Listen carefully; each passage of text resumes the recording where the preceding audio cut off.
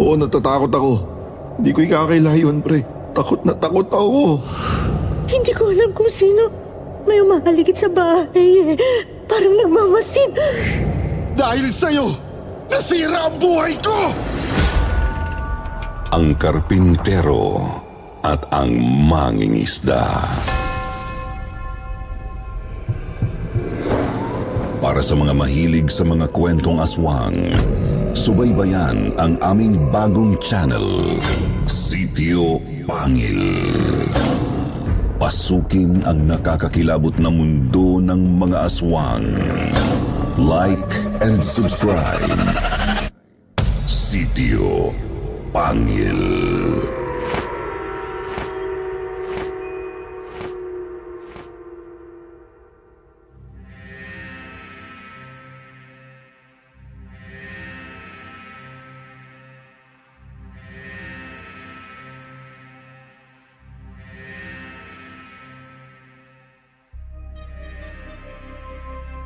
Magandang araw po, Kuya Jupiter, at sa mga bumubuo ng inyong channel. Tawagin niyo na lang po akong Cecil, 23 years old ng Mindoro. Ang ibabahagi ko po ay tungkol sa karanasan namin ng aking Lolo Pedro. Karanasang may kinalaman sa mga tiktik. Yung mga aswang na kumakain ng mga bagong silang o mga sanggol na ipinagbubuntis pa lamang. Sa totoo lang po, hindi talaga ako naniniwala sa mga aswang o sa kung anumang mga mahihiwagang elemento. Ngunit nagbago ang lahat noong ipinagbubuntis ko ang aking panganay. 6 na buwan na po ang tiyan ko noon at kakaalis pa lang ng aking asawa papuntang Saudi. Kasama ko lang po sa bahay ang aking Lolo Pedro. Ayaw daw niyang iwan akong mag-isa kasi baka raw aswangin ako. Bagay na kahit minsay di ko naisip. Pero nangyari nga, Kuya Jupiter. Papatulog na po ako noon mga bandang pasado 9:00 ng gabi.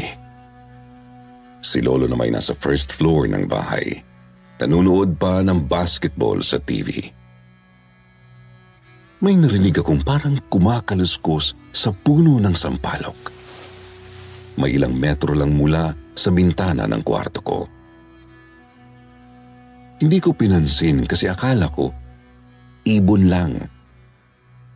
Ang kaso bigla akong may naamoy na kung anong masangsang mula rin doon sa bintana. Kaya naman bumangon po ako at sumilip sa bintana. Napakabaho po kasi talaga eh. Wala naman akong nakitang kakaiba. Maliban sa gumagalaw na puno ng sampalok. Para bang meron ngang pumatong sa sanga nito tapos kakaalis lang at hindi ko naabutan. Kung ano man yun, hindi ko agad nalaman. Ngunit bigla ko na lang pong nakita si Lolo na lumabas papunta sa puno. Para siyang natataranta na takot. Nakapiid sa tenga ang luma niyang cellphone tapos may itak sa kabilang kamay.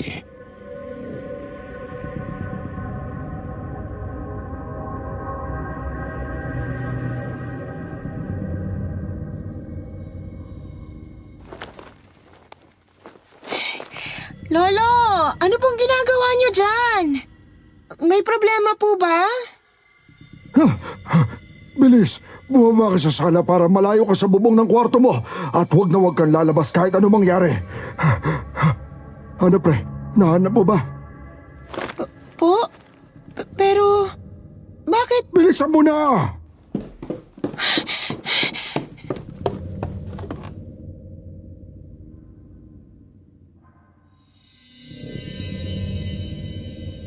Kuya Jupiter, nagulat ako sa biglang paninigaw sa akin ni Lolo at naguluhan din ako sa iniutos niya. Kaya naman lumabas nga ako ng kwarto at bumaba. Pero imbis na sala, dumiretso ako sa backdoor para sana puntahan siya.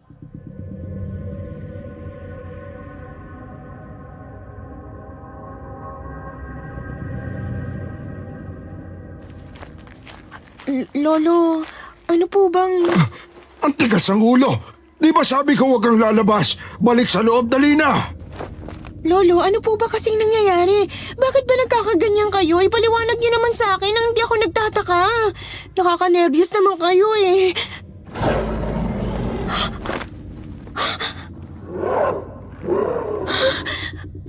Ano yun? Ayan na nga bang sinasabi ko, halika na sa loob!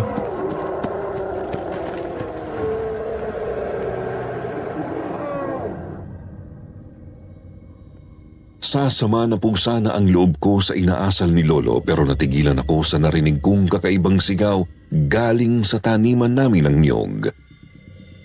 Nakapangingilabot. Parang atungal ng nasasaktang hayop gubat. Nanunuot sa tenga at buong katawan ko. Tapos namalayan ko na lang na hinawakan ni Lolo ang braso ko tsaka marahan akong hinila papasok. Sinarado niya ang pinto at sumandal doon na parang nagbabantay. Gusto ko po siyang tanungin ulit kung ano ang nangyayari. Pero kita kong nanginginig si Lolo at tagaktak ang pawis. Hindi ko na rin alam ang mararamdaman o gagawin ko noon maski ako nanginginig na rin.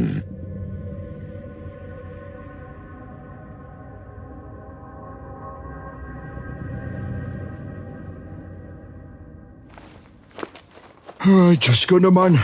Sana ayos lang sila. Lolo, kinakabahan na ako. Ano ba kasing meron? Magpapaliwanag ako mamaya, Apo. Huminahon ka na muna ngayon at makinig ka sa akin. Pakiusap. Lolo?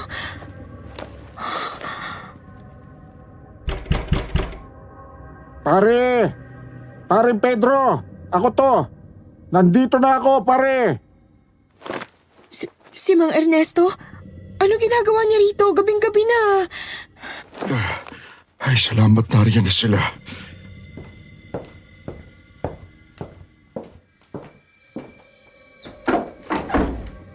Oh, pre. Napuruhan ka. Walang kaso to, pare. Malayo sa bituka. Si Cecil, ayos lang ba? Muntik na nga lumabas kanina eh. Mabuti napigilan ko. Pero napatay mo ba? Oo, pare. Kabuntikan nga lang akong matakasan. Butit nadali naman ang buntot pagi ko. Grabe, wala ka talagang kupas, pre. Teka po, Lolo. Sinong napatay? Oh, ano po ba kasing meron? Sabihin niyo naman sa akin, oh. Ang mabuti pa, Pedro, sabihin mo na dito kay Cecil. Makakatulong na rin para alam niya ang gagawin kung sakaling kailanganin.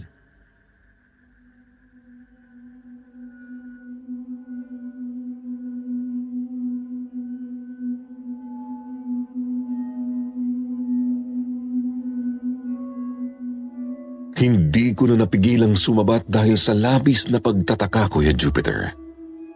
Kinikilabutan na po ako noon kasi akala ko may kalabang kapitbahay sina Lolo. Nakakadagdag pa sa kaba ko ang nakikita kong dugo sa damit ng kakarating na matanda. Tapos may hawak pa itong itak at buntot pagi. Naroroon din ang kakaiba kong kutob tuwing nakikita ang kanyang kwintas. Ang palawit kasi nito ay isang malaking pangil ng kung anong hayop. At lalo akong kinilabutan sa sumunod na sinabi ni Lolo Pedro.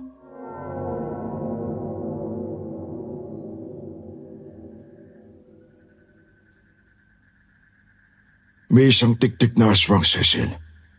Pinaaswang ka. Aswang? Seryoso ba kayo, Lo? Oo, seryoso ako. May aswang na tiktik.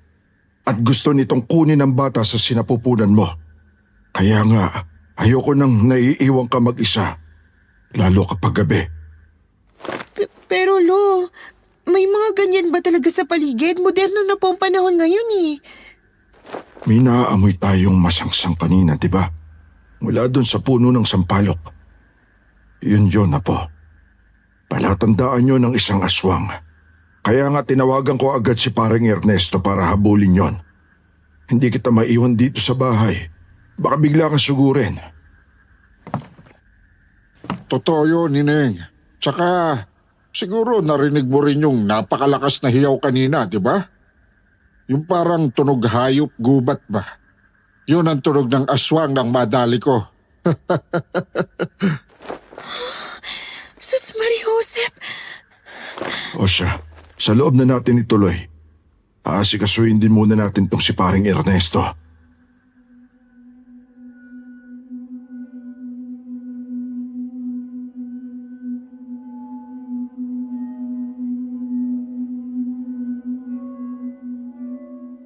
Pinapasok po namin ang kaibigan ni Lolo para gamutin. May mga sugat kasi siya sa braso, Kuya Jupiter. Parang kalmot po ng napakalalaking mga kuko. Hindi ko sila tinigilang usisain kaya't dito na napakwento si Lolo Pedro tungkol sa unang engkwentro niya sa tiktik. Kwentong ni sa hinagap ay di ko akalaing totoo pala. Nasa 25 anyos pa lang si Lolo Pedro nang mangyari ito, Kuya Jupiter. Nawalan siya ng trabaho bilang karpintero sa Maynila kasi natapos na yung kanilang construction project. Hindi siya makahanap ng malilipatan kaya naisip niyang lumawas na lang dito sa Mindoro kasama ang kanyang buntis na asawa na si Lola Loida. Dito po talaga lumaki si Lolo, habang si Lola naman ay hindi pa nakakarating sa probinsya kahit minsan. Kaya naman hindi raw masisisi ni Lolo si Lola kung bakit hindi tumapalagay pagdating nila.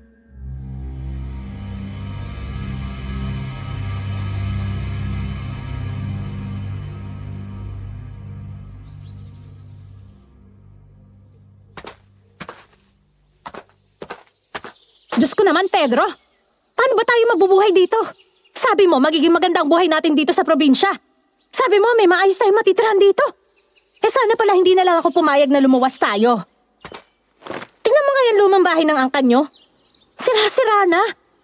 Parang kahit isang sipa ng bata ibibigay na yan eh. Mahal naman, magtiwala ka lang sa akin. Kayang-kaya kong ayusin tong bahay.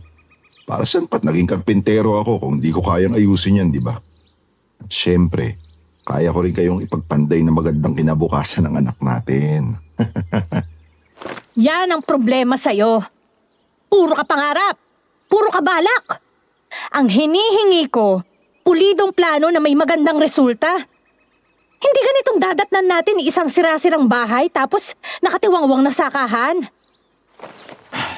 Loida naman, basta nga magtiwala ka lang sa akin, kaya natin to. Nako, sinasabi ko sa'yo, Pedro. Hindi ako komportable rito. Sana pala nanatili na lang tayo sa Maynila. Doon ka na lang talaga naghanap ng trabaho. O kung ayaw mo, sana pinangkapital ko na lang sa maliit na negosyo ang pinangpamasahe natin.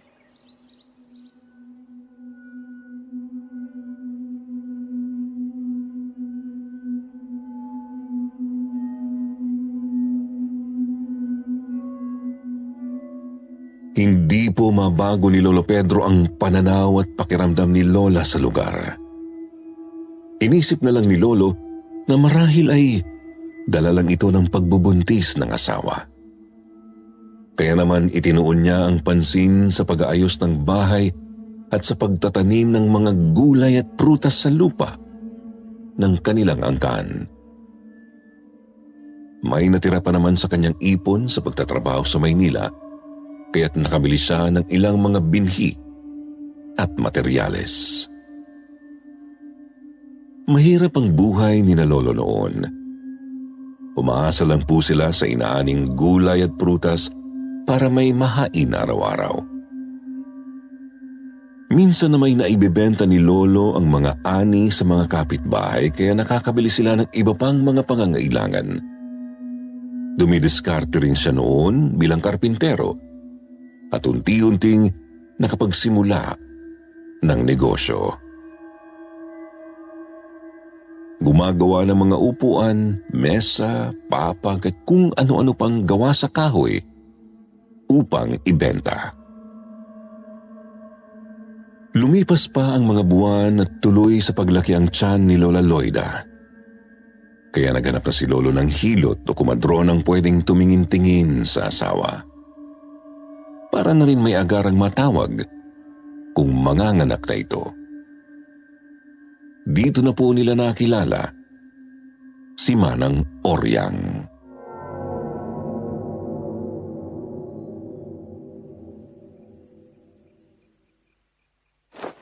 Napakalusog ng pinagbubuntis mo, Loida. Siguro dahil marami kang nakakaing mga gulay at prutas dito. Pero kumain ka rin ng maraming karne para makatulong sa kanyang paglaki. Ikaw naman, Pedro, huwag mong bigyan ng maraming hinanakit ang asawa mo, ha? Hindi masela ng pagbubuntis niya, pero mabuti nang nag-iingat. Siyempre naman po, Manang Oryang. Mahal na mahal at talagang alaga ko nga po yan eh. Ay, mabuti kung ganon. O siya, ako aalis na at meron pa akong hihilutin sa kabilang barangay. Babalik na lang ako sa mga susunod na linggo at buwan. Maraming salamat po, Manang. Mag-iingat po kayo. Sige, kayo rin.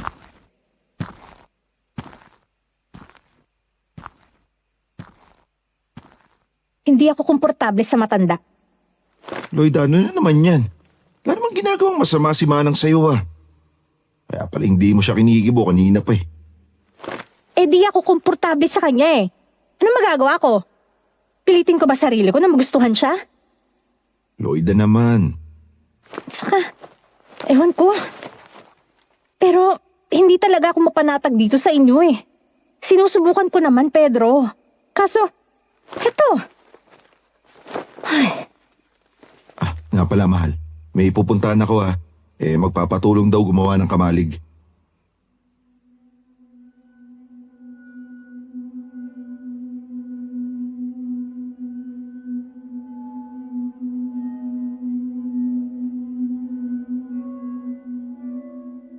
Ayaw ni Lolong makipagtalo kay Lola kasi baka makasama sa kanila ng bata. Kaya naisip na lang ni Lola na puntahan na noon yung isang customer na magpapatulong gumawa ng kamalig. Doon na lamang binubuhos ni Lolo ang kanyang oras para malibang at kumita kahit papaano. Masyado pong nawili si Lolo. Papalubog na po ang araw nang magpaalam si Lolo sa kanyang customer. Sa tahimik na daan pa uwi, may nakasalubong siyang isang lalaking may dalang banyera na puno ng isda. May kasama rin itong napakalaking itim na aso. Parang mananakmal anumang oras kapag nalingat ka. Nilapitan niya ito. Iniisip na baka may maipasalubong na hapunan sa asawa.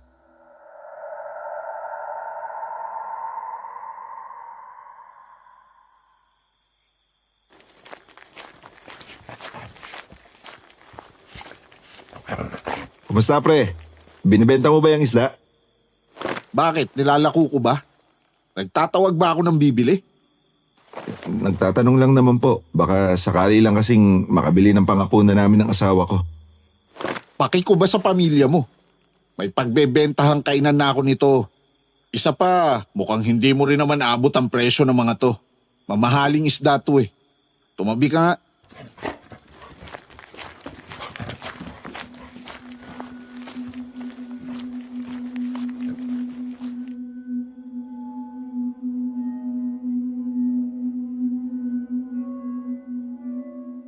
Mabilis na naglakad ang masungit na lalaki kasama ang aso nito. Si Lolo naman nagpatuloy na sa paglalakad pa uwi. Gabi na po nang makarating si Lolo. Nagtataka kasi inabutan niyang sarado ang pinto at lahat ng mga bintana ng kanilang bahay. Kumatok siya sa pinto at tinawag si Lola Loida. Lumipas pa ang maraming minuto bago siya may narinig na mga yabag mula sa loob. Pagbukas ng pinto, bumungad sa kanyang nanginginig at umiiyak na asawa.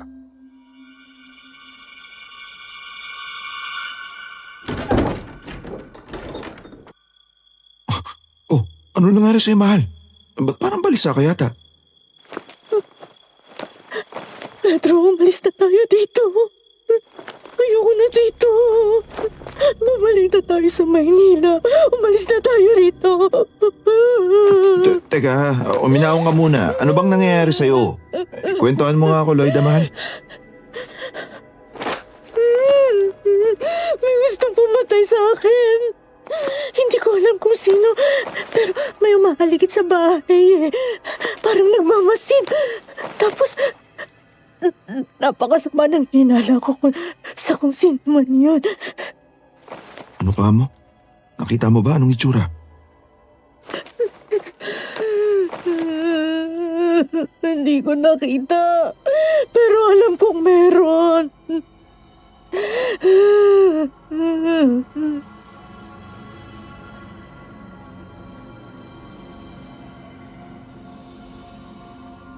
Nasa isip po ni Lolo noon na baka dala lang ng pagbubuntis ang mga nararamdaman ni Lola. Ngunit di rin naman niya pwedeng isawalang bahala ang umiiyak at nanginginig pang asawa. Niyakap niya ito at pinatahan tapos pinagluto ng sinabawang gulay para kumalma.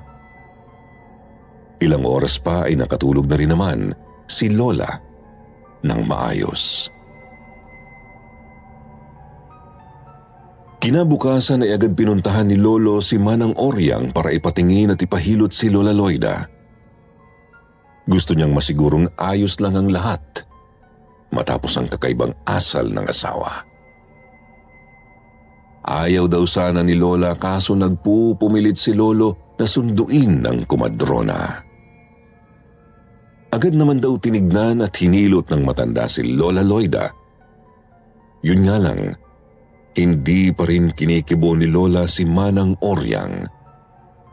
Kaya pagkatapos hilutin si Lola, kinausap na lang ng matanda si Lolo sa labas ng kanilang bahay.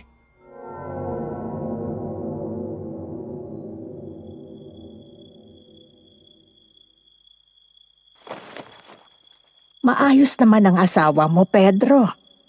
Maaring dala nga lang ng pagbubuntis sa mga nararamdaman niya.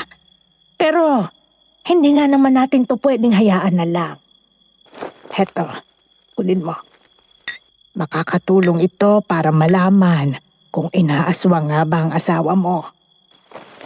Ha? Ano po ito, Manang? Tsaka, ano ka mo? Aswang? Oo, Pedro. May mga gumagalang iba't ibang aswang dito sa lugar natin. Maaring may mga tiktik na umaaligid sa asawa mo. Tiktik yun bang aswang na kumakain ng mga sanggol sa sinapupunan o mga bagong silang? Ay basta, kung may aswang sa malapit, kukuluyang langis sa boteng yan.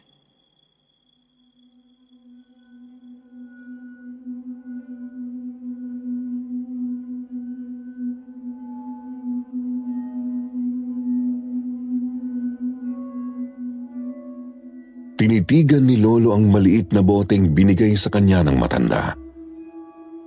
Hindi po niya sigurado kung totoo ba ang sinasabi ng hilot, ngunit naisip niyang baka sakaling makatulong. Matagal na rin kasi siyang nakakarinig ng mga kwentong aswang, bagamat ni minsan ay hindi pa siya nakakita nito. Inilagay niya ang maliit na boteng may lawang langis sa ibabaw ng kanilang altar para makita agad kung sakali mang kumulo. Lumipas pa po ang ilang araw at gabi. Nanatiling hindi komportable si Lola. Sinasabi pa rin niya kay Lolo na merong nagmamasid. Ngunit wala namang nakikita si Lolo. Hindi rin naman kumukulo ang langis sa bote. Kaya iniisip niyang walang aswang. Iniisip niyang baka guni-guni lang ni Lola ang lahat. Ngunit isang gabi, Kuya Jupiter, nagising na lang si Lolo sa malakas na sigaw ni Lola Loida. Agad siyang napabalikwas ng bangon at tinakbo ang asawang nasa may pinto ng palikuran. Maliit lang po ang bahay nila, pero nasa loob naman ang banyo at palikuran, gawa nga ng pag-aayos ni Lolo.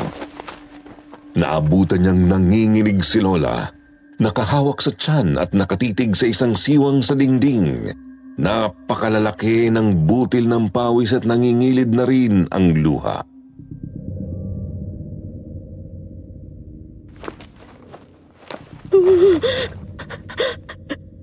Pedro, may halimaw. May halimaw. Halimaw? Anong halimaw, mahal? Pedro, paniwalaan mo ako. May halimaw dito sa inyo. May halimaw. Balik na tayo sa Maynila. Sige na. Bumalik na tayo. Ayoko na rito. Ayoko na. Loida, wala namang halimaw eh. Baka guni-guni mo lang. Tsaka hindi mainam para sa'yo yung mabigat na pakiramdam na ganyan. Minahon ka na, mahal.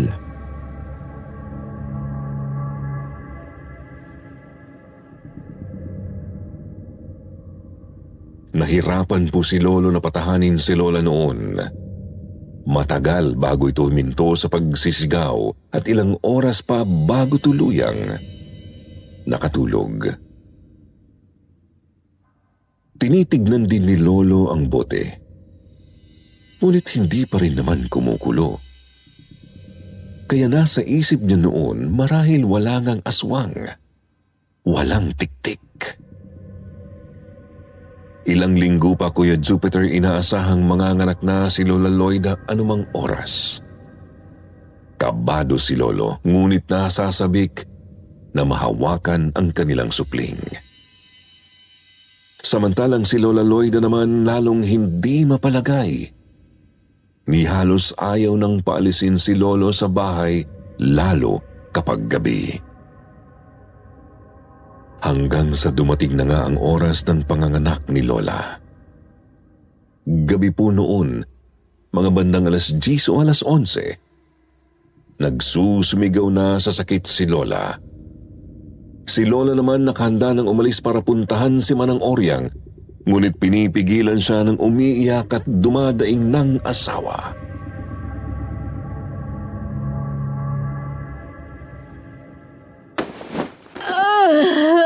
Pedro! Masyado nang masakit. Huwag mo kong iwan. Dito ka lang. Loida, makinig ka. Sabi ni Manang, kukuluang lang sa bote kung may aswang. Hindi naman kumukulo ngayon eh. Kaya wala kang dapat ikatakot.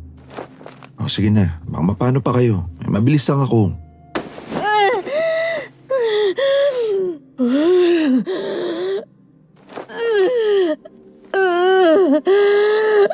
Bakit ba kasi dito tayo tumira? Sinabi ko naman sa'yo, doon na tayo sa Maynila. Ayaw mo makinig. Tapos yung mga anak na ako, iiwan mo ako kahit gabi. Loida, sandali lang ako. Lalabas na yung bata, oh. Ilang saglit pa po at sumigaw na ng napakalakas si Lola. Dahil sa pagkataranta, agad tumalilis si Lolo palabas ng bahay ni hindi na nagawang isarado ang pinto sa pagmamadali. Tagaktak na ang pawis, kulang na lang ay sabayan ang malamig na hangin, marating lang agad ang bahay ng komadrona. Sa kamalas-malasan, wala ang matanda nang makarating si Lolo.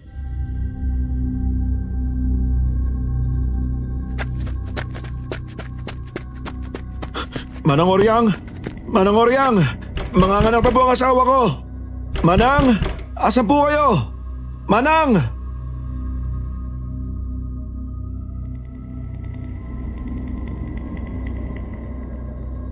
Walang puknat ang pagsusumigaw ni Lolo para tawagin ang matandang komadrona. Nilibot na rin niya ang bakuran nito hanggang sa makita niya na itong naglalakad sa may di kalayuan. Sinalubong niya ito at pinamadaling puntahan si Loida. Ngunit pumasok muna ang komadrona sa bahay nito upang kumuha ng ilang gamit bago sumama kay Lolo. Halos nanginginig na sa pagkasabik at pag-aalala si Lolo Pedro habang mabilis na tinatahak ang daanan pa uwi kasama ang komadrona. Subalit, iba ang dinatnan ni na Lolo, Kuya Jupiter.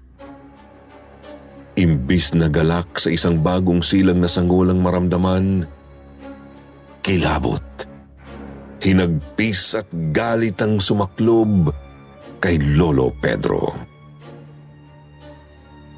Naabutan niyang naglalawa ang dugo sa kanilang bakuran mula sa loob ng kanilang bahay. Sa may sala naman, nadatnan nila si Lola Loida na wala ng buhay. Dilat na dilat ang mga mata at nakanganga ang bunganga. Halatang gawa ng pinaghalong kilabot at sakit. Mula sa lieg, may napakalaking hiwa rin ito pababa sa dibdib, tiyan, hanggang sa may puwerta. Subalit ni isang laman loob ay walang makita, maski ang sinapupunan at ang sanggol, wala.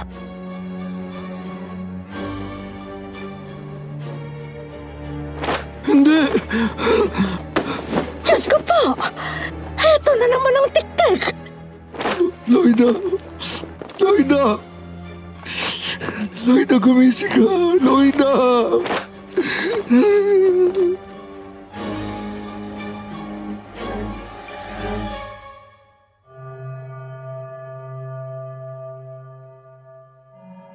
Walang magawa si Lolo kundi humagulhol. Hindi rin mapigil na magwala kaya't nagtawag pa si Manang Oryang ng mga kapitbahay para awatin si Lolo. Agad sumabog ang balita tungkol sa nangyari sa kanilang lugar. 3 araw lang ang nakalipas agad na nailibing si Lola. Minadali ito ni na Lolo at ng mga taga roon dahil sa kalunos-lunos na kalagayan ng bangkay. Bukod pa, hindi na kaya ni Lolo ang magkahalong kilabot at hinagpis. Gusto na niyang umalis at baka siya naman ang isunod ng halimaw. Kaya naman agad siyang nag-impake pagkatapos ng libing. Inabot na siya ng gabi pero pinilit pa rin niyang habulin ang huling biyahe ng bus. Hindi na kasi talaga niya kayang manatili pa ng ilang oras sa loob ng bahay. Hindi matahimik ang konsensya. Sinisisi ang sarili kung bakit di pinakinggan ng may bahay. Hindi na rin magawang tumingin sa sala ng kanilang bahay nang hindi natatanaw ang imahen ng asawang walang buhay. Tinahak ni Lolo Pedro ang madilim na daan. Bukod sa bayong na may lamang mga damit at ilang gamit, bitbit din ni Lolo ang isang palakol. Naisip niyang magdala ng panglaban kung sakaling makasalubong ang halimaw. Ilang minutong naglakad si Lolo at medyo malayo pa ang sakayan ng bus. Lalo siyang nahihirapan kasi nanginginig din ang kalamnan niya sa takot na baka biglang lumitaw ang aswang mula sa kung saan. Lingon ng lingon, bitbit ang bayong ngunit nakaamba ang palakol kung sakali. Nagmamatapang ngunit konti na lang ay tila lilipad ng sariling kaluluwa.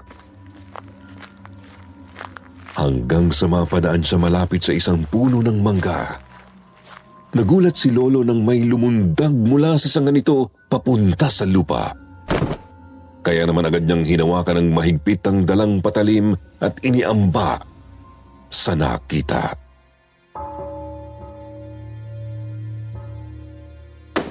Hayop kang demonyo ka! Itong bagay sa'yo! Uy! Tinamaan ka nga naman ng magaling. Anong problema mo? Hoy! Ikaw yung mangingistang masungit. Ikaw ang aswang. Anong aswang ang pinagsasabi mo? Sa ganda kong lalaki? Mukha ba akong aswang? Huwag mong bilugin ang ulo ko. Sino ba kasing baliw ang tatalon mula sa puno at sa gitna pa talaga ng gabi? Sagot! Diyos ko naman. Kailangan ko pa bang ipaliwanag sa'yo na kumuha ako ng bunga ng mangga kasi nagugutom ako? Ano ba? Itabi mo nga yung palakol mo. Delikado tayo dyan eh. Tumahimik ka! Nilalansi mo lang ako. Ikaw ang aswang. Ikaw ang pumatay sa mag-ina ko. Pambirang buhay ito. Eto, manood ka ng mabuti nang matauhang kang garapata ka.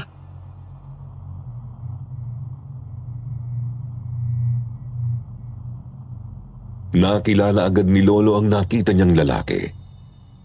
Ito ang masungit na mangingisdang minsan na niyang nakasalubong. Ang mangingisda naman kakamot-kamot sa batok na kumuha ng isang supot sa bulsa tsaka pinakita sa kaharap.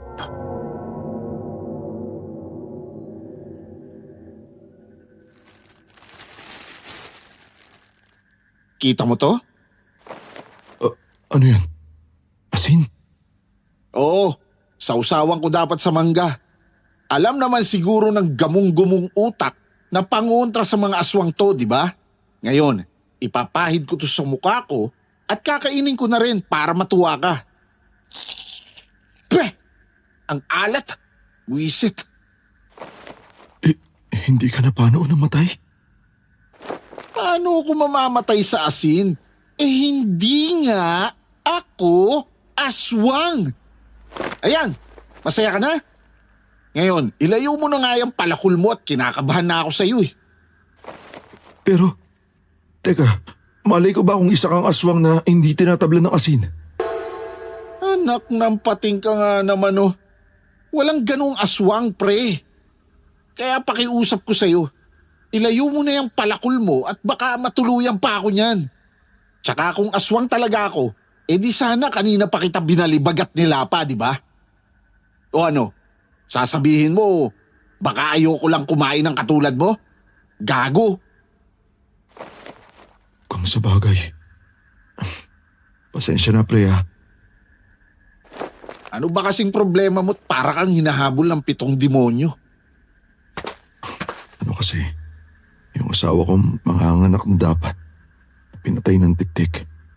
Tapos, wala na rin yung anak namin. Ano ka mo?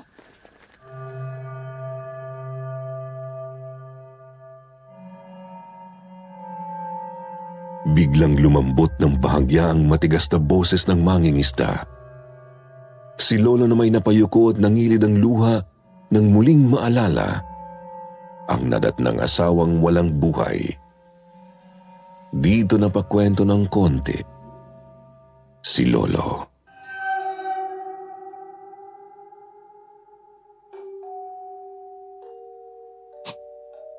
Pinatay ng aswang yung asawa ko ilang gabi pa lang yung nakakaraan. Pinuntahan ko lang yung hilot na magpapaanak sa kanya. Tapos pagbalik ko, yun na. Wala na si Loida.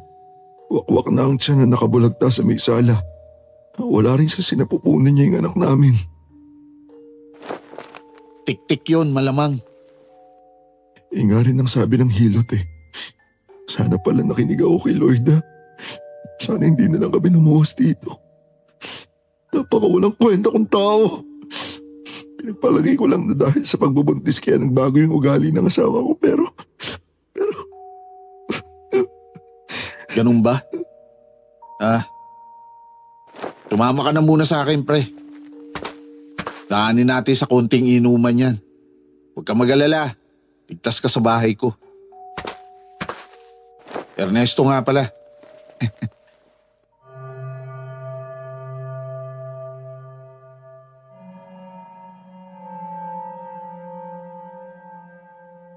Nagpunta ang dalawa sa isang maliit na barong-barong sa may dalampasigan. Nang makalapit, napansin ni Lolong maraming pinatulis na kawayang nakapalibot sa bahay. May mga nakalagay sa buong kahabaan ng bakod, tapos meron ding tila nakadisenyo sa dingding at bandang bubong. Natanaw din ni Lolo na natutulog ang malaking aso ng mangingisda sa bandang pinto ng bahay.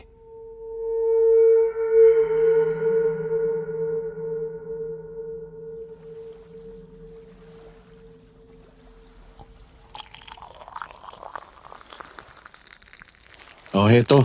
Tagay. Pasensya na. Tuba lang ang meron ako eh.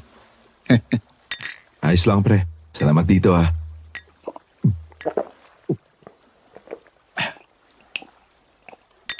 Alam mo pare, matagal nang may mga pagala-galang aswang dito sa Mindoro.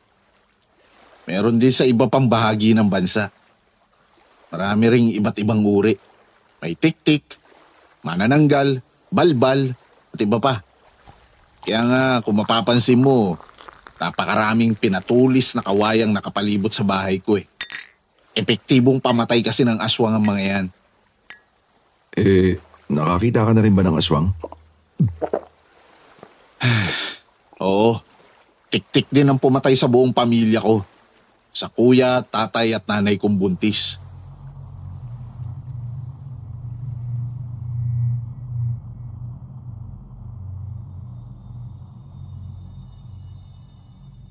Nagpatuloy sa pagkikwento si Mang Ernesto kay Lolo, Kuya Jupiter. Dati po palang nakatira sa ibabaw ng isang burol ang pamilya ng batang Ernesto o Estoy, malayo sa dagat. Kaya kinamulatan na niyang pangangaso at pangangahoy ang kabuhayan ng kanilang pamilya. Ikalawa siya sa magkapatid, tapos buntis din noon ang kanyang nanay Estela. Isang gabi hinihintay po ni Estoy at ng kanyang nanay na makauwi ang kanyang tatay Manuel at Kuya Ruben. Sinadya kasi ng mga ito na magpagabi para makahuli ng mga hayop na sa dilim aktibo. Si Estoy naman sinabihan ng kanyang tatay na samahan at bantayan ang nanay na buntis. Ayaw man ng manong na iwan ang mag-ina sa gabi pero wala naman silang kakainin kung hindi niya ito gagawin. Kaya naman nagsabit ito ng sari-saring mga pangontra sa paligid ng bahay. Meron sa may bintana, pinto at maski sa silong at bubong. May mga bawang, asin at mga tansong barya. Meron ding mga nakahandang mga pinatulis na kawayan.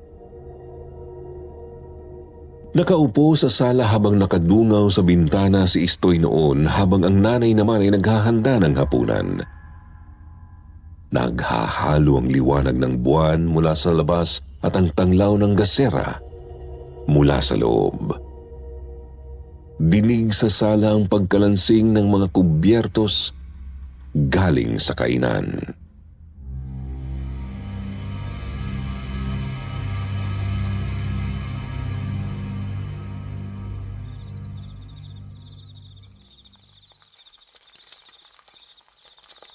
Totoo kaya yung sinasabing tik-tik ni tatay?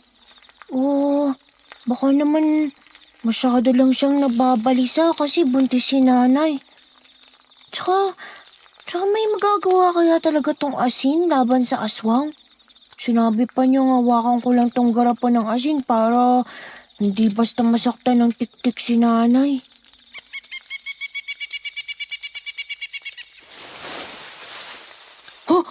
Ano yun? Saan galing yung tunog na yun? Teka, ano yun? Anong klaseng hayop yung nasa puno? Bakit ang laki? Bakit napakapula ng mga mata niya?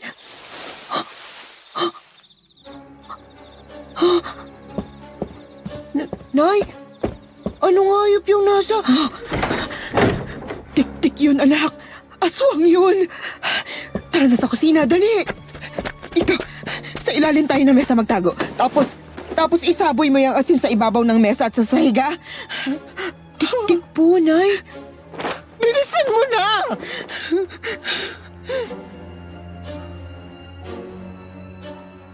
Pilit pinapaliwanag ng mabilis ng nanay ni Estoy ang tungkol sa tiktik, kahit pa hindi na halos maipinta ang mukha nito dahil sa kilabot. Ang bata na may ramdam na ramdam ang kalabog ng damdamin habang isinisiksik ang sarili kasama ang nanay sa ilalim ng mesa.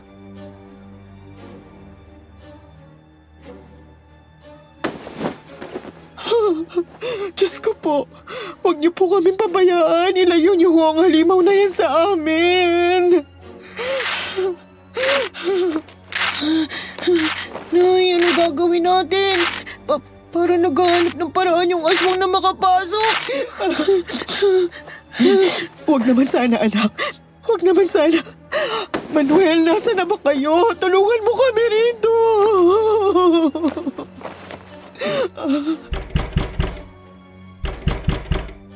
Stella, narito na kami. Kaso medyo maalat ang lakad namin ngayon. Wala kaming nahuling baboy ramo. Di bale, may naiuwi naman kaming ahas. Kasya na to sa atin. Pagbuksan mo na kami at nang makatay ko na to. Stella! Stella! Manuel, sa wakas naman. Manuel, may aswang! Mag-iingat kayo, Manuel! Aswang! Ruben, madali ka! Takbo! Ruben! Ruben! Hindi! Oh, Diyos por Santo! Manuel! Ruben! Nay! Nay, saan kayo pupunta, nanay?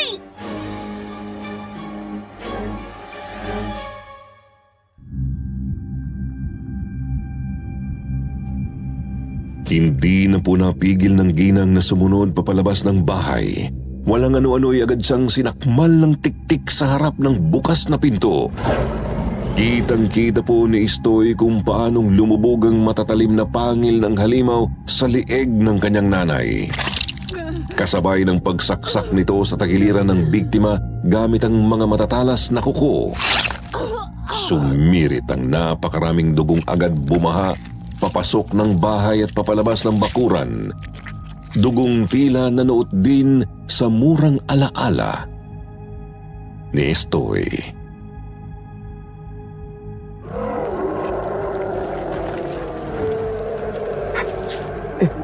Estela!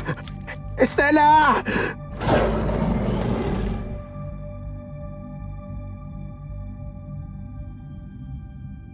Bumagting sa paligid ang nanghihinang sigaw ni Tatay Manuel. Hindi man makita ng bata, ngunit alam niyang namimilipit sa sakit ang kanyang ama. Gustong kumilos ni Estoy, kumuha ng asin, bawang o kahit anong pangontra tapos labanan ang halimaw. Pero alam niyang wala siyang laban.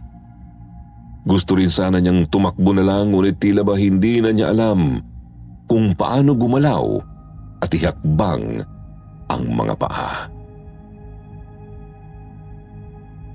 Tuluyan ng sinakop ng matinding kilabot at nang nakitang karimari-marim na tanawin ang kanyang murang isipan. Sunod na lang niyang napansing binitiwan ng tiktik ang katawan ng nanay at hinayaan itong bumulagta sa sahig. Dito puminta sa mukha ng halimaw ang kahel na tanglaw ng gasera. Nahihilamusan ng dugo, matatalas ang mga ngipin, kulubot ang balat. Mahaba ang magulong buhok at pula ang mga mata. Napakahahaba rin ng matatalas nitong kuko. Kitang-kita ni Estoy na yumukod ang aswang habang tuloy pa rin sa mahihinang daing ang kanyang tatay sa labas. Sa mismong mga mata ng paslit, hiniwa ng tiktik ang katawan ng kanyang nanay mula lieg hanggang sa may sinapupunan. Una nitong dinukot ang puso ng walang buhay na ginang at tumitibok-tibok pa ng isubo. Sinunod ang iba pang laman loob na hindi na mawari ni Estoy kung ano, kumpul-kumpul na dugo lamang ang pumapasok sa kanyang isip. Parang napakabagal na palabas o bangungot, lalo na nang mapansin ng bata ang maliliit na daliri sa dinukot ng aswang. Malamang ito na ang hindi naisilang niyang kapatid. Saglit na tinitigan ng tiktik ang hawak bago sinimulang namnamin. Hindi pa nakontento. Dinakma nito ang dibdib ng ginang at pinisa. Umagos ang malapot na dugong tila nahahaluan ng gatas o kung ano pang likido. Tsaka ginawang sausawan ng halimaw para sa kanyang hapunan. Pagtitig sa kanya ng kumakaing aswang ang huling alaala ni Istoy sa gabing yun, Kuya Jupiter.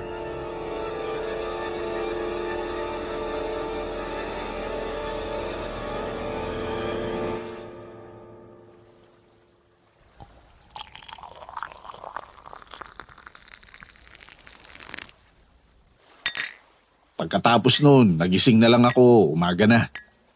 Marami ng mga kapitbahay at mga taga-barangay hall sa bahay. Namatay sina nanay, tatay at Kuya Ruben. Ako naman, nanatili sa barangay hall ng mga 2 taon. Tapos, umalis na rin ako sa amin at nagpunta rito sa may dagat. Mabuti na lang talaga at nakilala ko tong aso kong si Balasik. Kahit papano, may kasama ako sa buhay. Yan habang hinahanda ko pa ang sarili ko para makaganti sa mga demonyong yan. Heto, tagay pa. Napakasakla pala ng pinagdaanan mo, parang Istoy, no? Kulang pa ang masaklap para mailarawan lahat, pre. May hindi sapat ang sabihing nakakakilabot, nakakagalit, masahol, o kahit kasumpa-sumpa. Kaya nga hindi na rin ako nag-asawa. Naalala ko si nanay. Kaya nga rin gusto ko nang umalis sa lugar na to. Natatakot baka ako na yung isunod ng halimaw. Anak ng pating nga naman Ayaw mo bang ipaghiganti ang mahal mong asawa? Matapos mo siyang hindi pakinggan kasi matigas yung ulo mo, iiwan mo lang siyang nakalibing dito? Wala naman ako magagawa. Aswang yun, tao lang ako. Alam mo, nakakasukay ang karuwagan mo. Kaya rin nagmamalabis yung mga demonyong yan kasi hindi pinapalagan ng mga bahagang buntot na gaya mo. Ano kung tao ka lang? Hahayaan mo na lang din na gawin tayong parang mga baboy ng mga aswang? Hinahayaan tayong magparami at lumaki. Tapos, mamimili na lang sila kung alin ang swak sa panlasa nila. Ganon? Madali lang para sabihin sa iyo yan. Sige nga, ano naman gagawin ko? Wala nga akong alam halos sa mga pangontra sa aswang. Utak dilis! Wala ka kamong masyadong alam? Di alamin mo ang mga dapat mong malaman, ugok! Alamin mo paano pumatay ng aswang at sanayin mo yung sarili mong pumalag. At talagang nagagawa mo pang sabihing madali lang sa akin ang lahat? Matapos mong malaman ang kwento ko, ha?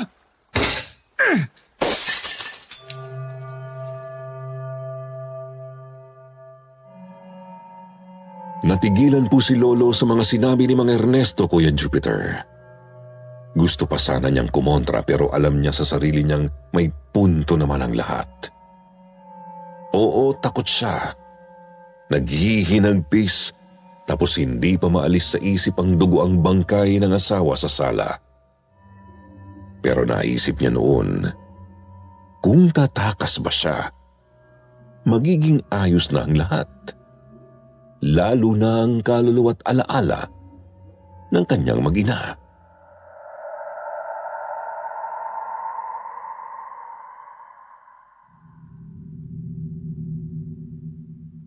Istoy, tulungan mo ako. Nagpapatawa ka bang duwag ka? Sigurado ka? Oo, natatakot ako. Hindi ko ikakailayon, pre. Takot na takot ako. Pero kailangan kong gawin to para sa mag-ina ko. Pakiusap, pre. Tulungan mo ako pakiusap.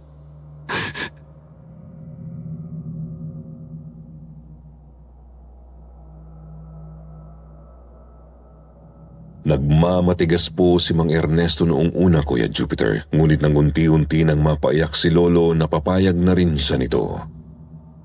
At dahil may katwiran naman ng takot ni Lolo na baka balikan siya ng aswang, minabuti ng mangingisda na sa kanyang bahay na patuloyin ang bagong kaibigan. At sa pagdaan ng mga araw, ibinahagi ng mangingisda ang kanyang mga kaalaman tungkol sa mga aswang at kung papaano tugisin ang mga ito.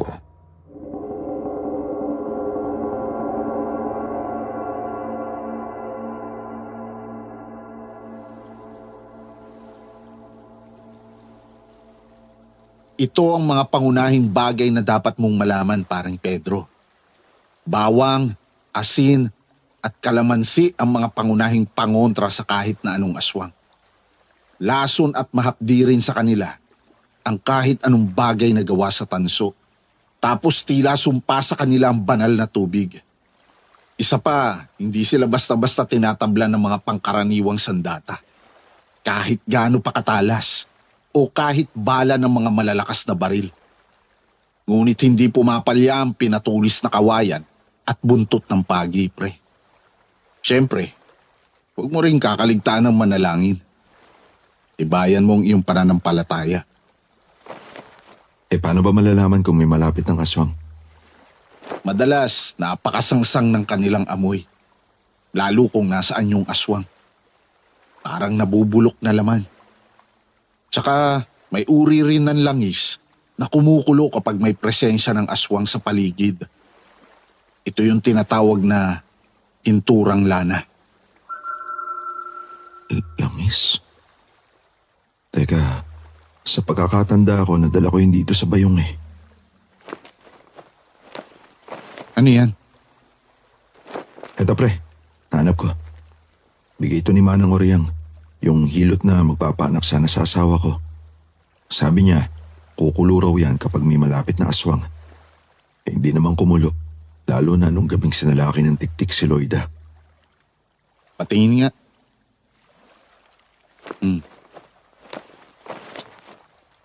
Anak ng... Naisahan ka, paring Pedro. Ano ka mo? Pangkaraniwang mantika ng baboy lang to eh. Eto, buksan mo.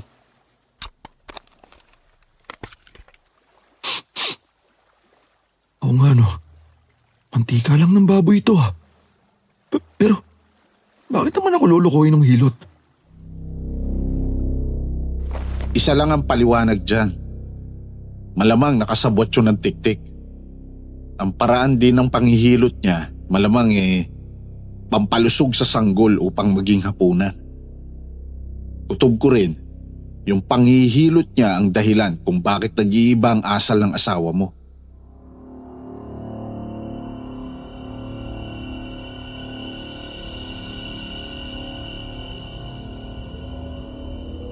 Nanlaki ang mga mata ni Lolo, hindi makapaniwalang tila ba inihahanda na pala ang kanyang mag-ina para gawing hapunan ng halimaw. Tumayo, tumalikod sa kasama, pumunta sa tabi ng dagat at tumanaw sa kawalan. Ilang minuto pa, sumunod po ito kay Lolo Ernesto. Umupo siya sa tabi nito at may sinabing kumuha ng interes ni Lolo Pedro.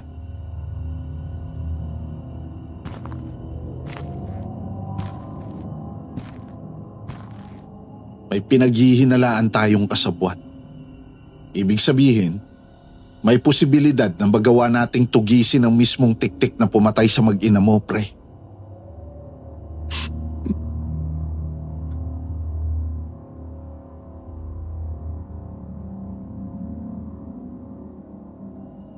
Bagamat lumuluha pa rin, bahagyang lumiwanag ang mukha ni Lolo sa narinig. Agad nilang pinlano kung paano mahahanap ang tiktik sa pamamagitan ng matandang komadrona at kung ano-anong mga paghahanda ang dapat gawin. Nahirapan po si Lolo Pedro, Kuya Jupiter, ngunit pilit kinakaya ang mga pagsasanay sa kanya ng bagong kaibigan. Kasabay rin nila sa pagsasanay ang malaking itim na aso na si Balasik. Hindi rin po niya maiwasang mangilabot sa magiging kalaban at hindi itinatanggi ang takot. Subalit, alaala ng kanyang mag-ina at ang hindi matahimik niyang kalooban ang nagsisilbing langis ng maalab niyang paghihiganti. Si Mang Ernesto naman po inihanda ang lambat na pambitag sa aswang. Gawa sa napakatibay na sinulid, ngunit napakaninipis. Hindi na nga ito basta napapansin lalo kung nasa dilim.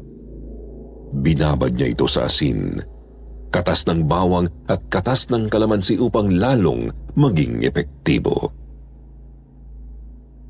Nagsumikap din siyang makahuli ng iilan pang pagi at makuha ang mga buntot nito. 2 ang ginawa niyang latigo, tapos isa ang balak na itali sa palakol ni Lolo Pedro. Sinabihan niya rin ang karpintero na pahulmahan ng tanso kahit ang talim man lang ng magiging sandata nito. Nangolekta rin ng 2 ng sandamukal na mga pangontra at gumawa si Lolo ng maraming pinatulis na kawayan. Bilang huling paghahanda, pinabindisyonan nila ang lahat ng kanilang mga pangontra at sandata, Kuya Jupiter. Nagtaka ang pari nang makita ang mga ito. Subalit buong puso silang sinuportahan nang malaman ng kanilang layunin. Bukod sa mga sandata at pangontra, binindisyonan din ng pari sina Lolo Pedro, Mang Ernesto at Balasik. At nang handa na ang lahat, dito na sinimulang manmanan ng 2, si Manang Oryang. Kuya Jupiter, hindi po naging madali ang paghahanap nila sa kuta ng tiktik, lalo't kailangan nilang maging maingat habang nagmamadali. Naisip kasi nilang baka tumakas ang matandang hilot kapag nakahalata.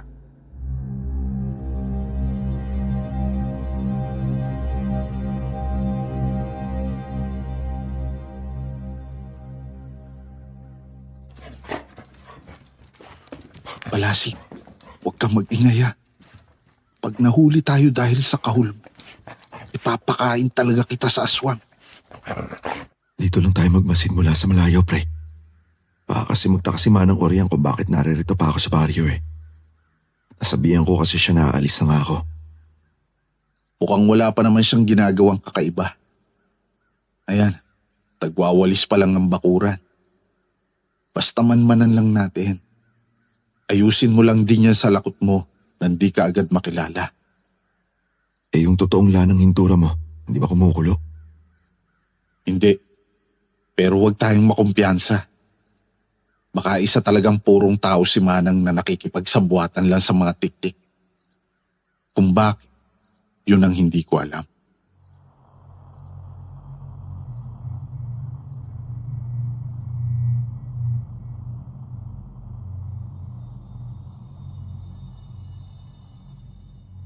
Buong araw po nilang minanmanan si Manang Oryang noon, Kuya Jupiter. Subalit wala silang napala. Umaalis lang ito kapag pumupunta sa mga hihilutin o sa palengke. Tapos, umuwi rin naman agad.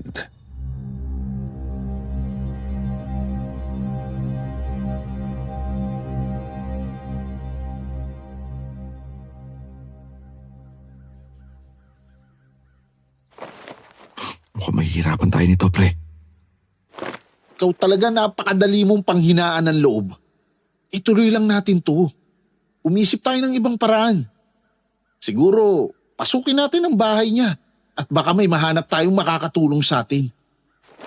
Hindi ba delikado yan? Pedro naman eh. Nung sinimulan natin ang misyon na to, nasa alanganin na ang buhay natin.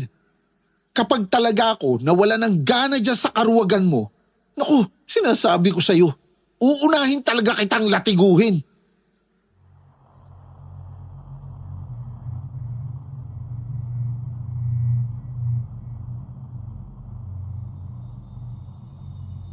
Kinabukasan, nag-abang ang dalawa na lumabas si Manang Oryang, mga bandang 2:00 na po ng hapon nang umalis ito. Agad itong sinamantala ni na Lolo at Mang Ernesto para pasukin ang bahay. Iniwan si Balasik bilang bantay sa labas.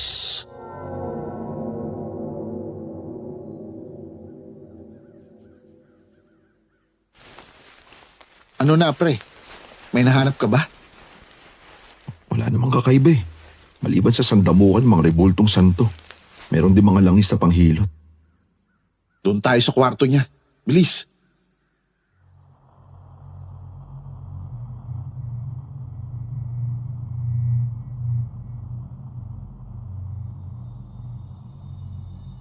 Pumasok nga po sina Lolo sa kwarto ng matandang hilot. Naghalongkat at nakita ang iilang mga kakaibang kagamitan sa isang aparador. May itim na librito, itim na panyo, kwintas na may nakabaliktad na krus at iilang mga garapong may iba't ibang langis. Kinuha ni Mang Ernesto ang itim na panyo at itim na libro, tapos dali-daling umalis sa lugar kasama sina Lolo at Balasik. Nang makalayo sa bahay ni Manang Oryang, sinabi ni Mang Ernesto ang naisip niyang plano kay Lolo.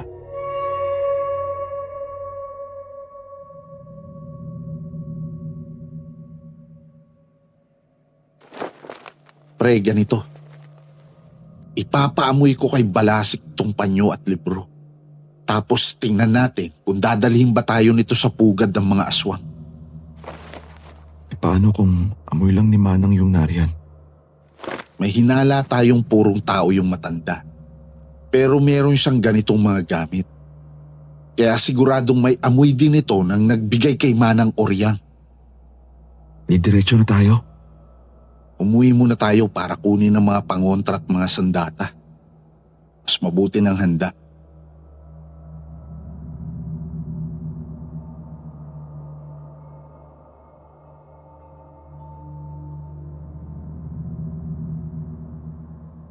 Ayun nga po ang ginawa ni Lolo, Kuya Jupiter. Bumalik muna sila sa bahay ng mga Ernesto para kunin ang mga binditadong kagamitan. Pinaamoy ng mangingisda ang panyo sa kanyang aso at sinubukang ipahanap ang nagmamay-ari ng amoy ng tela. Inaasahan ni Lolo Pedro na dalhin sila ng aso pabalik sa bahay ni Manang Oryang. Pero dumiretso ito sa may taniman ng palay. Nagtuloy-tuloy hanggang sa taniman ng mga punong mangga at lumusot sa medyo masukal na gubat.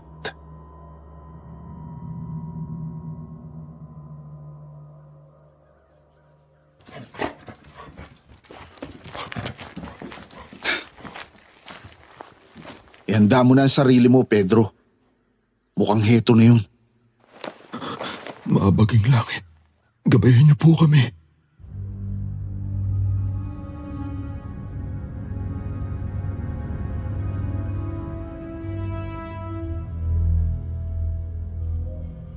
Papalubog na po ang araw nang marating ni na Lolo ang isang medyo malawak ding parang. Sa gitna nito may natanaw silang 2 kubo. Kumukulo na rin ang langis sa bote ni Mang Ernesto, kaya nasisiguro nilang mga aswang nga ang naroroon. Nanatili sila sa malayo upang hindi makatawag pansin, ngunit natigilan ang dalawa nang may pumailan lang na iyak ng sanggol galing sa isa sa mga kubo.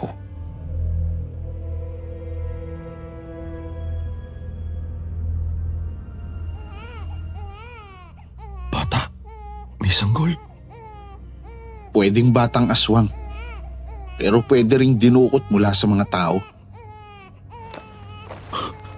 Kung taong bata yan, kailangan natin mailigtas si Stoy. Baka kainin ng mga tiktik. Kawawa naman. Alam ko, Pedro. Alam ko. Ako man ay nababahala. Paano kung taong bata nga yan? Mahirap magkamali at alam mo yun. Alam ko pare, alam ko. Pasensya na. Sige. Ngayon, eto ang gagawin natin. Ikalat natin ang mga pinatulis na kawayang banda rito. Ibaon natin yung mga kawayan ng nakaumang sa ibabaw ng lupa ang panusok. Siguro, sakupin natin ng mga 5 metro ang lapad. Doon naman sa kabilang banda, ihahanda akong lambat. Ikakalat ko rin ba yung mga pangontra? Yung asin lang para hindi agad maamoy. Dito tsaka sa bandang mga gilid ng parang. Yung katas ng kalamansi at bawang ang paunti-unti nating isasaboy sa kanila. Kapag nagkagipitan na. Kuha mo ba? O pare, kuha ko. Sige. Ayun, kumilos na tayo.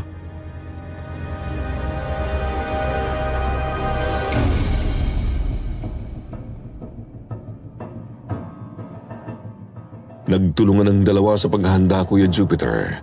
Mabagal man ang kilos pero todo ingat para hindi agad mapansin ng mga tiktik.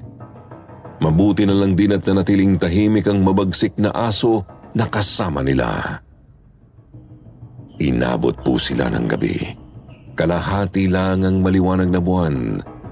Patapos na sana sila sa paghanda noon nang sa kamalas-malasan ay namataan si Mang Ernesto ng isang matandang lalaki na galing sa isa sa mga kubo.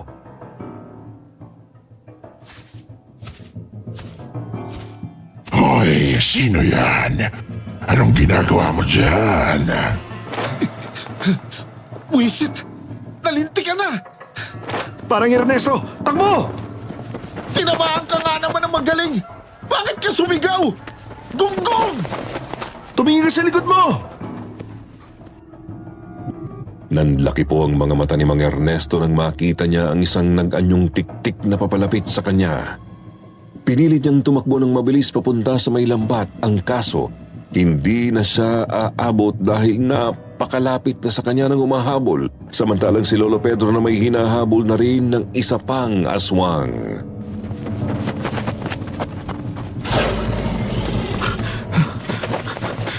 Lloyd na mahal ko. Siguro masama ang loob mo sa akin. Pero sana patayin niyo ako. Pag-iiganti ko kayo ng anak natin. Igaganti ko kayo. Bahala na. Manda kayo sa akin, mga demonyo kayo!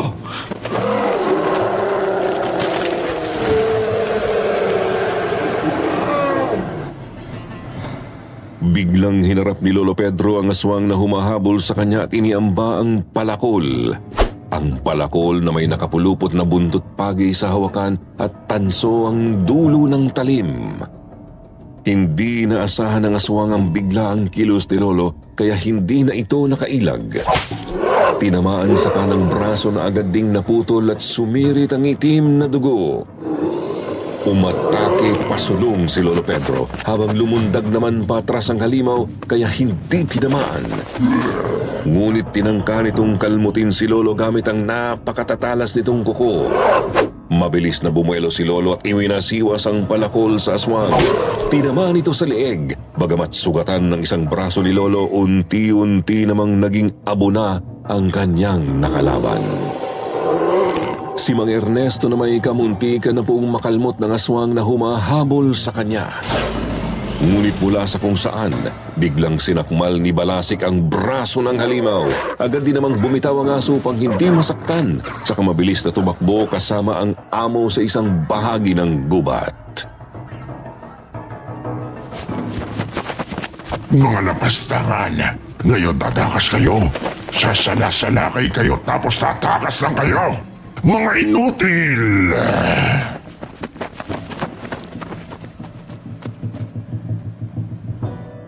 Pumunta si Mang Ernesto sa likod ng isang malaking puno. Tila nagtatago, ngunit may inabot sa may sanga. Inihanda ang sarili ng mapansing papalapit na ang umahabol sa kanyang tiktik. Sa tamang pagkakataon, mabilis niyang hinila ang lubid ng lambat at agad na nabitag ang halimaw. Buwisit kang tao ka. Bawalan mo ko rito. Anong klase lang ba to? Nangihina ako. Bawalan mo ko. Hoy, bawalan mo ko. Yan ang bagay sa inyong mga salot kayo. Ngayon, matitikman ninyo ang bagsik ng nagngangalit na mga tao. Ngayon, etong sayo! Eto pa! Aray! Buwisit! Eto pa! Hindi kita titigilan!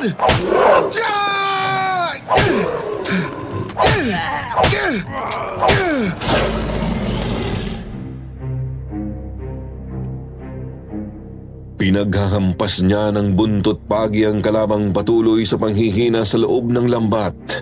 Malakas ang epekto nito dahil sa pagkakababad ng lambat sa iba't ibang mga pangontra. Tatawa-tawang tinignan ng mangingisda ang nahuli, ngunit natigilan sa napansin.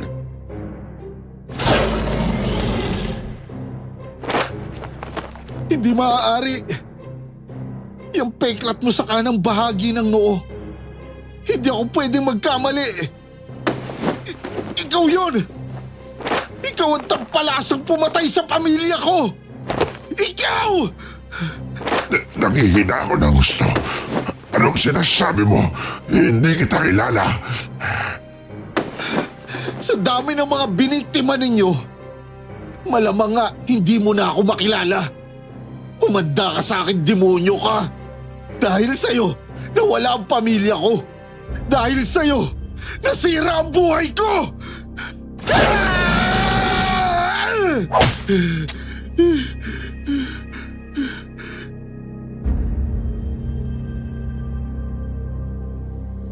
Walang tigil pong pinaghahampas ng latigo ni Mang Ernesto ang nahuling tiktik.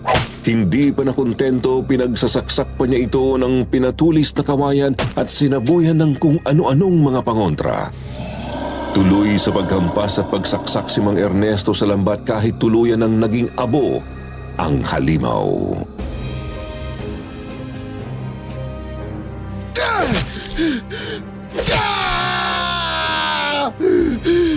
Tay! Tay! Kuya Ruben! Nagawa ko na po! Naiganti ko na kayo!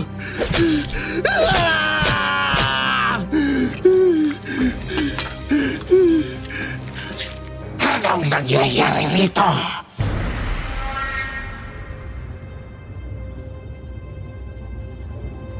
Napatingin sina Lolo at Mang Ernesto sa isa pang lalaking lumabas sa isa sa mga kubo. Galit na galit ito at nandilisik ang mga mata. Hawak din ito ang sanggol na pinagmumulan ng iyak na kanina pa bumabalot sa parang.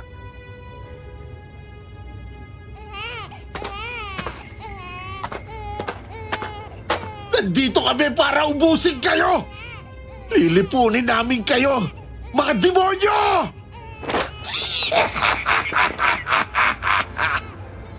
Napatay nga ninyo ang mga alipores ko. Pero hindi nyo yan magagawa sa akin. Hindi nyo ako mapapatay.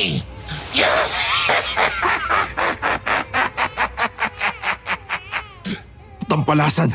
Yang sanggol! Anong gagawin mo dyan? Sumagot ka! Heto ba? Gagawin kong alay ang batang ito pagsapit ng susunod na kabilugan ng buwan. Ito dapat ang gagawin naming hapunan sa gabing yon.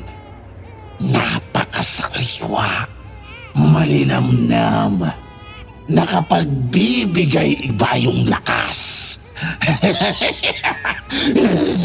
Hayop ka! Hindi ka pa naaawa sa batang yan? Ako na isang tiktik. Sinasabihan mong maawa sa pagkain? Nagpapatawa ka ba? Para mo na rin sinabihan ng isang taong maawa sa aadobohing manok. Demonyo ka talaga! Papatayin kita! Teka, pre! Alam ko ang nararamdaman mo. Pero huminahon ka muna. Paano ako hihinahon? Isipin ko pa lang ang batang yan at ang mga magulang niya. Hindi ko na magawang huminahon, Estoy. Naiintindihan kita, pre. Naiintindihan kita. Pero mukhang malakas ang isang yan. Tsaka, Hindi tayo pwedeng magkamali at baka kung mapaano yung bata. Eh, anong gagawin natin? Ano na? Nabahag na ba ang mga buntot nyo? Sige, bibigyan ko kayo ng pagkakataong umalis. Pangako, hindi ko kayo hahabulin.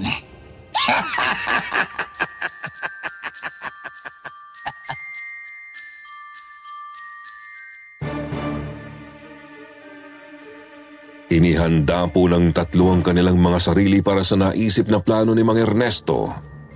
Tatlo po, Kuya Jupiter, kasi pati si Balasik ay kasama sa kanyang balak.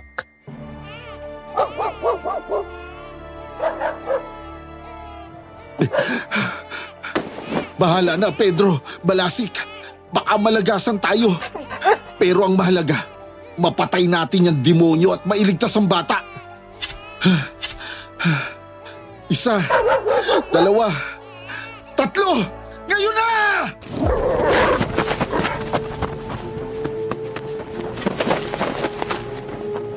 Magkasabay pong sumugod ang tatlo sa aswang. All or nothing, ika nga po sa modernong pananalita ngayon.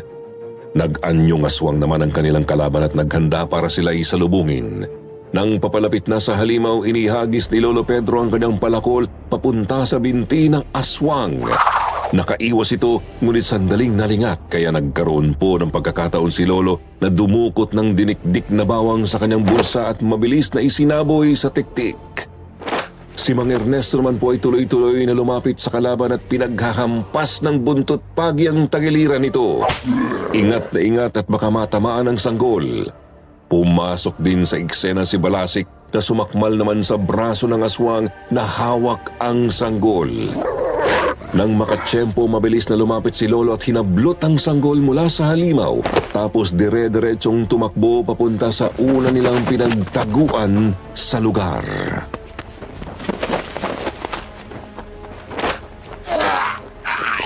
Mga peste kayo! Ano na? Ha? Ano pakiramdam nang binabasura ka ng mga pagkain mo? Ano? Hindi niyo ako mapapatay! Hindi! Pagsisisihan ninyo ito! Magsisisi kayo!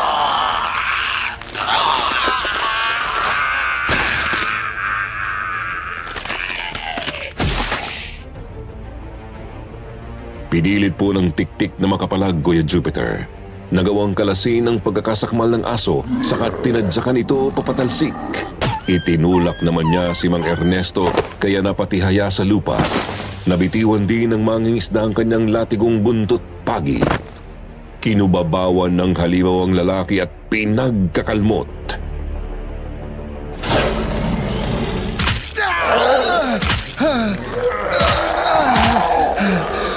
Mamamatay kung mamamatay. Pero hindi ka na rin magtatagal. Pangas! Tanggapin mo to!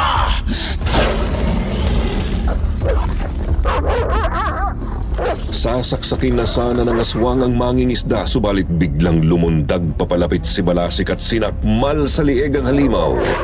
Sa puwersa ng pagkakalundag, naitulak din ang tigtik pabagsak sa lupa kaya't nakabangon si Mang Ernesto. Subalit nanlaki ang mga mata ng lalaki nang makitang nakabaon ang matatalas na mga kuko sa tagiliran ng mahal na alaga.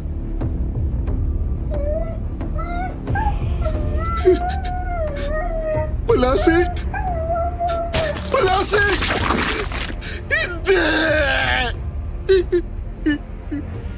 Kulang pa yan. Hindi pa sapat na kabayaran ang buhay ng walang kwenta mong alaga. Ngayon, humanda ka sa akin.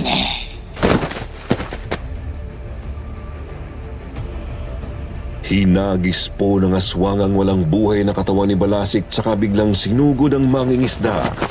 Nalingat si Mang Ernesto dahil sa sinapit ng alaga kaya't hindi niya agad nadampot ang nabitiwang latigo. Aktong susunggaban na sana siya ng tiktik nang biglang may pinatulis na kawayang tumarak sa hita ng halimaw.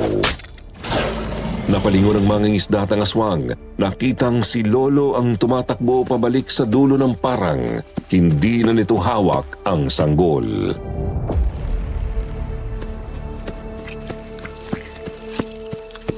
Pakialamero ka. Ibalik mo ang pagkain ko! Ibalik mo! Pedro! Mag-ingat ka!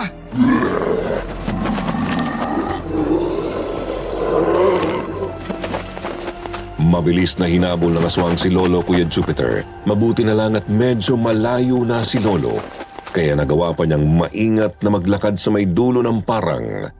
Ang aswang na may humahagibis ang takbo kaya dumiretso ito sa bahaging nalagyan ng mga pinatulis na kawayan.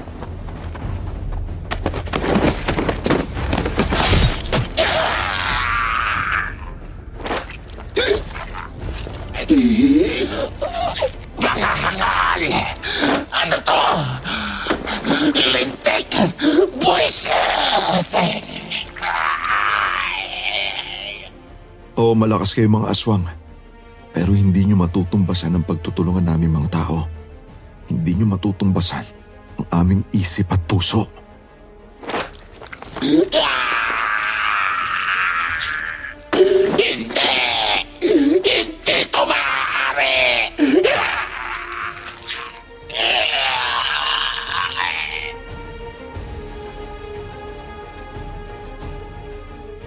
Sinabuyan ni Lolo ng maraming pangontra ang hindi makatayong aswang, Kuya Jupiter.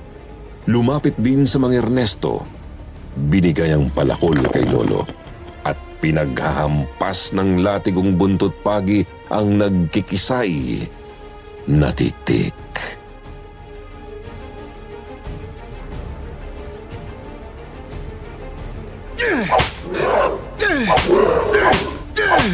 Mamatay ka, halimaw ka! Mamatay ka na!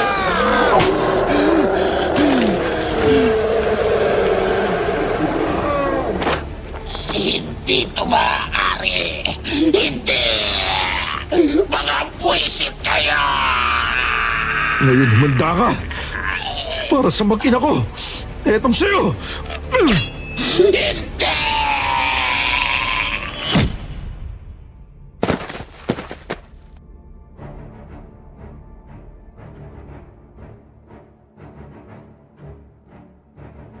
Iwinasiwas po ni Lolo ang kanyang palakol diretso sa lieg ng aswang. Putol ang ulo nito. Sa katuluyang naging abo ang buong katawan. Napahiyaw sa pagkakapanalo ang dalawa.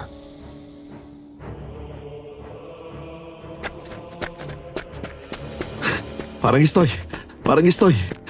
Nagawa natin. Salamat sa Panginoon. Nagawa natin, Pedro. Kinaya natin ang mga demonyong to.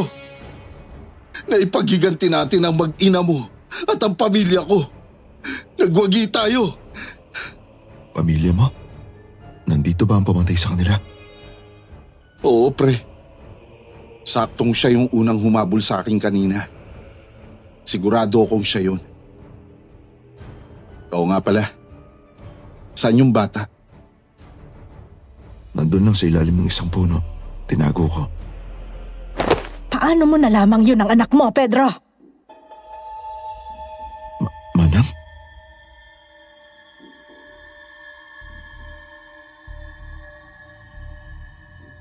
Gulat na gulat po ang dalawa nang hindi nila mamalayang naroroon na pala si Manang Oryang, Kuya Jupiter. Agad itinaas ni Lolo ang kanyang palakol at hinawakan ng mahigpit ni Mang Ernesto ang kanyang buntot pagi.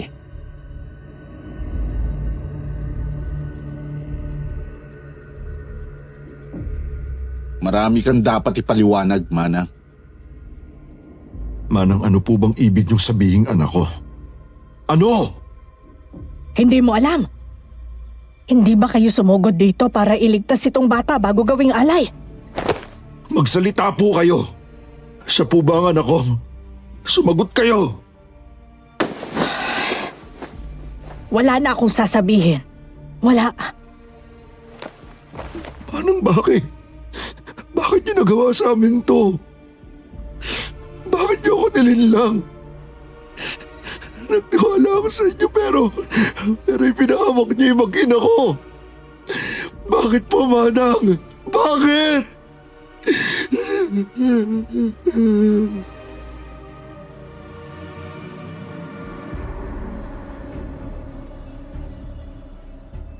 Tumakbo ng matuli ng matanda patungo sa kung saan sa gubat.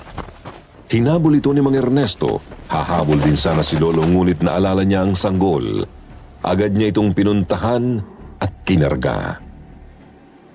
Nakahinga ng maluwag si Lolo nang makitang ayos lang ang sanggol. Bagamat nangingiyak-ngiyak pa rin ito. Ilang minuto pa, bumalik ang mangingisda.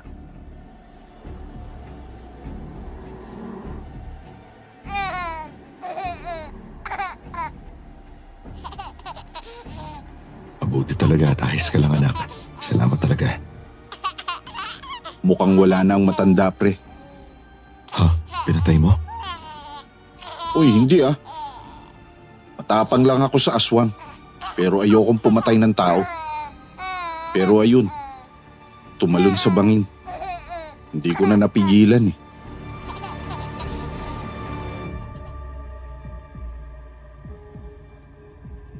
Napabuntong hininga na lang si Lolo, Kuya Jupiter. Nanghihinayang at hindi nila napigang magsalita pa ang matandang hilot. Nasa isip na lang niya ang mahalagay napatay na nila ang mga tiktik at nailigtas ang anak nila ni Lola Loida.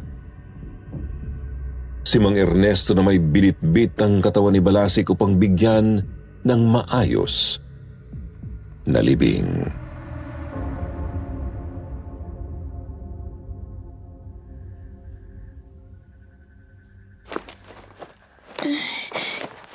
Ano na pong nangyari sa bata, Lolo?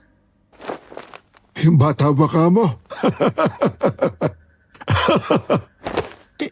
Teka, huwag niyong sabihin siya si... Oh, syempre.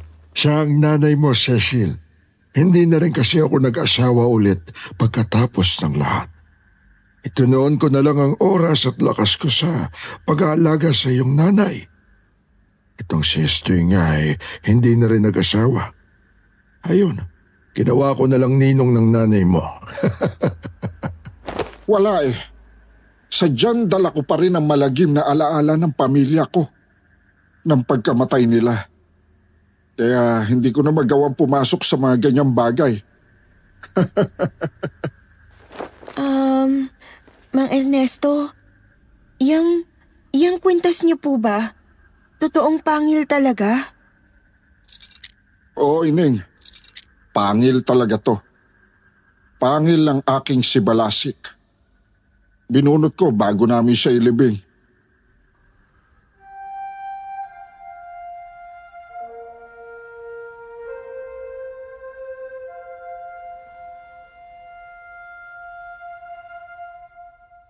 Opo, Kuya Jupiter.